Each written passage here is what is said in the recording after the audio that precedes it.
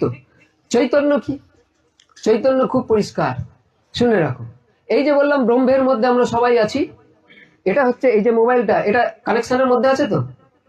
আমার জিও, তোমার জিও, তার জিও, পরিচয়গুলো সব আলাদা, নাম্বারগুলো আলাদা না? কিন্তু যখন এই কানেকশনে ডুবে আছে বলেই তো এটা বাঁচবে, না হলে কি বাঁচতো? নো নেটওয়ার্ক বলতো। তাহলে কানেকশনে ডুবে আছে মানে এ ব্রহ্মে ডুবে আছে। তেমনি তুমি আমাকে যদি এক্ষুনি ডাকো, আমি সাড়া দেবো। কেন সাড়া দেবো?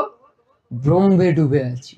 এ যেমন ব্রহ্মে ডুবে আছে, নেট ব্রহ্মে, তেমনি আমরা ভগবানের মুক্ত রূপ সেই ব্রহ্মে ডুবে আছি।